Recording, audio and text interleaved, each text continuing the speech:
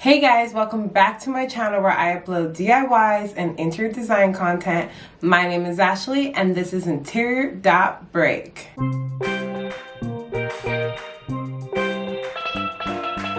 In today's video, I'm going to be telling you guys about the plan for the camper. When you look on the outside of the camper, it's giving retro type of vibe, and I kind of wanted to bring the retro on the outside in the interior. I really want to keep this camper as modern as possible, but I really want to bring in some retro elements. We have to remember that even though I want to go all out on the design on the space, we are selling it at the end of the summer. I also want to make it that it's family friendly, especially since that's going to be our main demographic when trying to sell this camper. So first thing first, what is retro? When retro comes to my mind, I think of the 1950s to the 1970s, maybe the 1980s. What we saw around this time was mid-century design. We saw a lot of bold colors, especially like mustard, yellow, burnt orange, and like different hues of green. We saw a lot of pattern, playful pattern, geometric shapes, and floral patterns.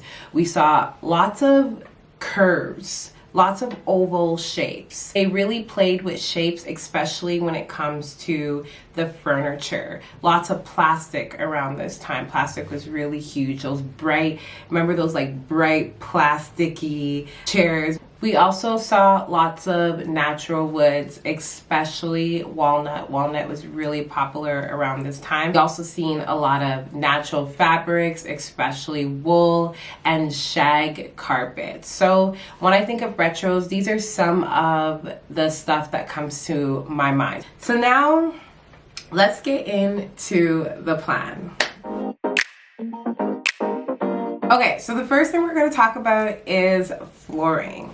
So I feel like for me, flooring is always a challenge just because you really want your flooring to go with everything inside of the space. So for the flooring, we went with an ashy oak vinyl. The reason why we chose vinyl is because we want to make the camper as light as possible, and vinyl is a pretty light material. The kitchen is like a galleyway kitchen and is adjacent from each other. So I have some drawings here. Let's talk about the side with the sink and the stove. So first thing first, I want to change the layout of the cabinets. I don't know what it is with campers, but they always have gaps in between their cabinets. And for me, I don't like the way that it looks. So first thing first, we're going to fill in those gaps. So we are going to add a drawer. You can see previously we only have 3 drawers, but we're going to make it 4 drawers. I also would love to do shaker cabinets, but I want to do it more in a modern way. So I'm going to show you 2 different versions of shaker cabinets, and just to show you that there's like a modern way to do it and then there's like the old school way to do it. I love shaker cabinets. The only thing is with the old school versions, I find them a little bit harder to clean. So we want to make this an easy clean as possible, also while adding some character to the space. So for the cabinets, I was thinking we go for like a nice sage green. Now with the green cabinets, I would love to do brass finish everywhere. So what I mean by that is like the pulls on the cupboards, I would like to do a brass finish. I also would like to do a brass faucet. I think that's gonna look super chic. And I would love to do like the vent above the stove. I would like to some way figure out how to get it the same brass color. So the brass is gonna go very nicely with the green. I am 100% aware that in retro times, silver metal was very popular, but I do not want to do metal. I do not want to do silver, so we're gonna stay away from that. So next, I kind of want to talk about the countertop for the space. So unfortunately, couldn't get a sample for the countertop we did choose. It is from IKEA. We are going with a laminate countertop just because, again, it is a light material. And I really wanted to go with a nice walnut brown. The walnut is not as dark as this sample. It's a little bit lighter and it has less grains than this one does. So I kind of want to show you guys how it looks with the flooring. I don't like the idea of my flooring being the same as my countertop, so I really wanted some contrast between the flooring, which is why I went with a darker walnut. For the backsplash, I kind of wanted to go really simple with the backsplash. When doing my research, again, I find that there was a lot of subway tiles that people use in their camper, and I kind of wanted to stay away from that. So I'm still gonna kind of do subway tiles, but with these like triangles, half triangles at the end of them. I really love the shape of it. It's also giving me a little bit retro vibes. I want them to pretty much be facing this way. And I just thought it was going to be a very good look. I didn't want to go crazy in the backsplash. Again, we want to make this sellable. So I decided to go simple and play it safe with the backsplash.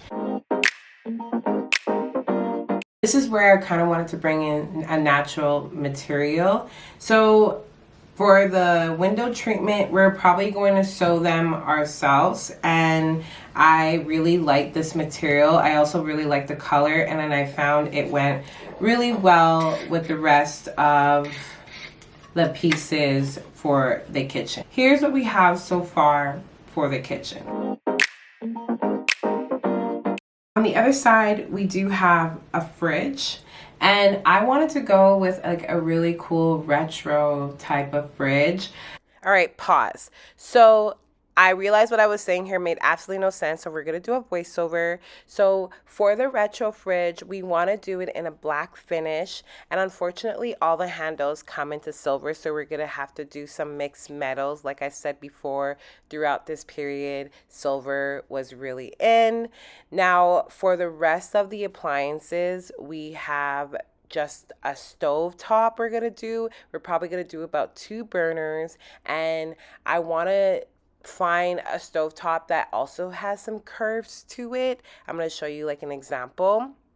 And then lastly, we do have our sink that we already bought. That's also going to be in a nice black finish to match the rest of the appliances. I decided that we are going to completely gut the top shelves in the dining room. And I want to make sliding doors. I feel like one thing I've noticed about campers is that there's always a waste of space. Like waste of space. I want to completely open it up and put in shelves from one side to the other and then have sliding doors so you can actually have access to the entire space. I was thinking of doing like half round molding going across, almost like my backdrop here, but they're like half moon shape. I feel like it would pay homage to, again, to the retro design, and that it would give it a really cool feature. We're going to do that in off-white at the top, and the wall is also going to be in off-white. The bottom, where the seating is gonna go, I actually was thinking that that's where I would add a little pop of color, just because it's not in your eyes, but it's there and it's kind of subtle and a little bit cool. I wanted to bring in this beautiful burnt orange color. I think it would look absolutely gorgeous, especially next to this material. It's suede material that I plan on using in the cushions. I love how soft this feels. It's great. It's definitely great, but it kind of looks like it has like green undertone, which will go really well next to the kitchen. I also love how soft it is because you do have to remember the dining room does turn into an extra bed. So when they do turn it into the bed, it's like still nice and soft and comfortable to sleep on, and it's very durable. I was thinking about doing a pattern, but one, we're going to be sewing this ourselves, and I'm no expert in sewing. Absolutely not. I have no skills when it comes to sewing. I know nothing about sewing, so we're going to keep it simple and easy so that this process does not turn into a disaster. I'm thinking we bring that same walnut that we're going to use on the countertop on the table. So we're going to bring in that material again and have some repetition inside of the space. I was thinking that we also keep this side a little bit simple. I drew it out where it looks like the living room, but the bed does come down and it turns into a bunk bed situation. I wanted to have fun with the fabric on this side, and we had the burnt orange on the other side. So I'm going to bring in the same burnt orange, a little bit darker. I'm going to bring that same color in the cushions. Again, this material is so durable. It's actually an outdoor material, and it feels really nice and soft, and it's durable, which is what we need. At the bottom of the sofa, we're going to have 2 drawers, and I want them to also mimic the kitchen and have shaker cabinets. This is all going to be in the finish of off-white, so therefore we can bring in this burnt orange and it's gonna pop, baby. And then also you could see on the side here, it's actually like really deep storage. That would be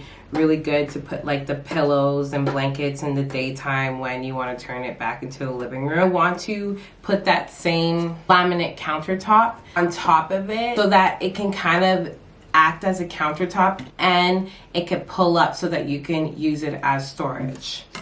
So yeah, that is all for the living room. Now you guys can kind of see what the inside of the camper is gonna look like. I think it brings character to the space. It's modern and it's retro, and that's exactly the vision. So I am excited.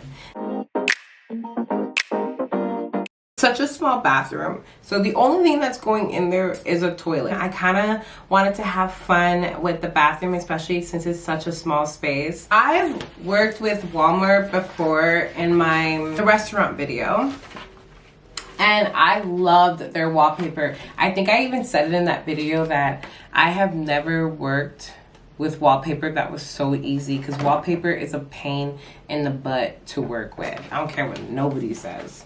So we chose this beautiful banana palm tree situation. I love it. I think it's gonna be look really cool. As you know, wallpaper is expensive, especially when you get good quality wallpaper.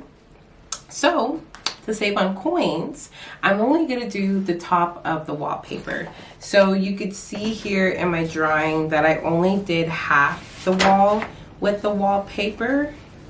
Okay, and at the bottom we're gonna do some type of molding. I know going with black is a little bit risky, especially since it's small, but I'm gonna do black paint at the bottom. I'm gonna take that risk.